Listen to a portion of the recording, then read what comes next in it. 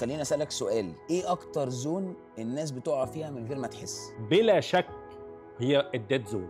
معظم الناس بتفتكر ان هو واقع في الكومفورت زون، ولكن هو الديد زون. يعني ايه الديد زون؟ يعني بتلاقيك ان انت شغال بتعمل الحاجه بتاعتك بلا شغف، بتعمل شغلانتك بلا شغف، وبتبقى ايفن حتى كمان بتعملها وانت بيرند اوت، بتصحى تعبان وبتحس انك عايش على الاوتو بايلوت وانك مش اكسايتد لاي حاجه.